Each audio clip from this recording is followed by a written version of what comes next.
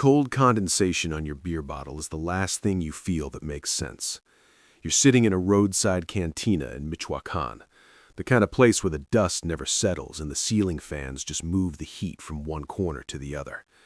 You've spent 3 years in the Mexican army, 2 of them in a special forces unit that didn't officially exist, and all you have to show for it is a scar across your ribs and a discharge paper that says you're a civilian now. You're staring at the horizon, wondering if you'll ever sleep through the night again, when a black, armored SUV pulls up. The dust cloud it kicks up swallows the patio. 2 men in tactical vests and designer jeans step out. They don't look like soldiers, and they definitely aren't police. One of them taps a heavy gold ring against the table. He doesn't ask your name, he knows it.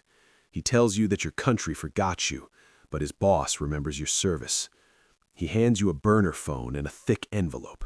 Inside is $10,000, more than your father made in 5 years of farming.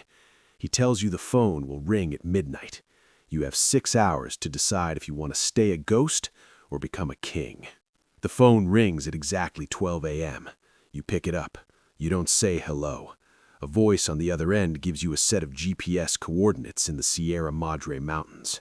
You drive your beat-up truck through the winding passes, the engine groaning against the incline, until you see the flicker of flashlights.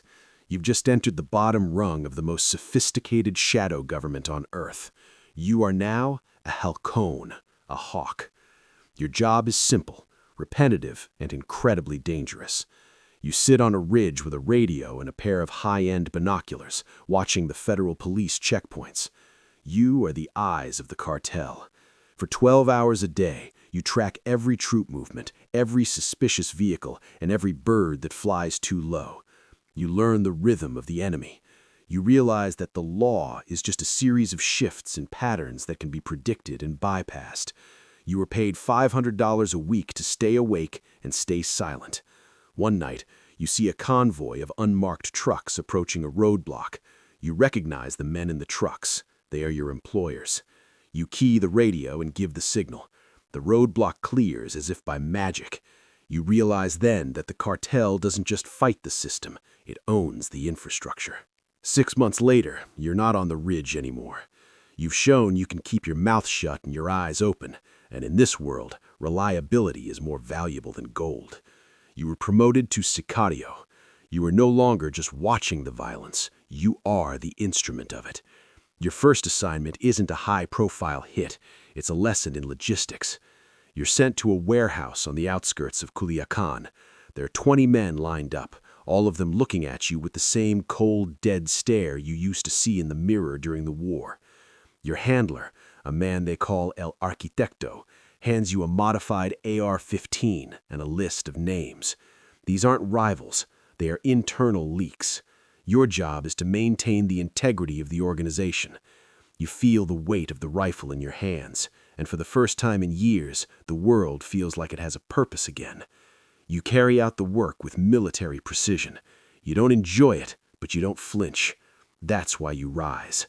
You aren't a street thug looking for a thrill. You're a professional providing a service. You start seeing the money change. It's no longer envelopes, it's duffel bags. You move into a safe house with reinforced steel doors and a panoramic view of the city you now help haunt. Power starts to feel like a drug, but it's the responsibility that keeps you sharp. You are moved up to the rank of Jefe de Plaza. You are now the regional commander of an entire territory. You don't pull triggers anymore. You manage the men who do. You oversee the flow of product from the clandestine airstrips to the border crossings. You have to manage the local mayor, the police chief, and the business owners. You learn that the cartel isn't just about drugs, it's about control. You tax the avocado farmers, the logging companies, and the gas stations. Every dollar that moves through your plaza, you take a percentage. You have a payroll of 300 men. You find yourself sitting in air-conditioned offices looking at spreadsheets and satellite maps. You realize that you are running a multi-million-dollar corporation that happens to be illegal. The stress begins to claw at your chest. You can't go to a restaurant without 4 bodyguards. You can't trust your own lieutenants because you know exactly how much they'd gain by putting a bullet in the back of your head.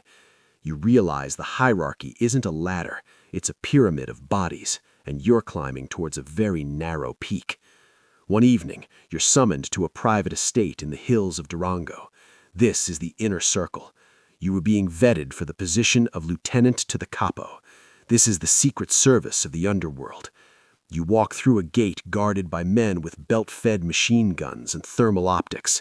Inside, the opulence is staggering. Marble floors, Renaissance art, and a wine cellar that costs more than the plaza you just left. You meet the man at the top. He doesn't look like a monster. He looks like a grandfather. He talks to you about philosophy, about the failure of the state, and about the necessity of order. He offers you a seat at the table. You are now responsible for the international supply chain. You are coordinating with the 'Ndrangheta in Italy, the triads in Hong Kong, and the labs in Colombia. You are moving billions of dollars through shell companies in Panama and London. You are no longer a criminal. You are a geopolitical actor. You have the power to collapse a local economy or fund a revolution. But the higher you go, the thinner the air becomes. You're in a boardroom in a skyscraper in Mexico City, looking at a digital map of the US-Mexico border. You've just successfully moved 40 tons of synthetic opioids through a legal shipping lane you spent 2 years building. Your net worth is astronomical, but you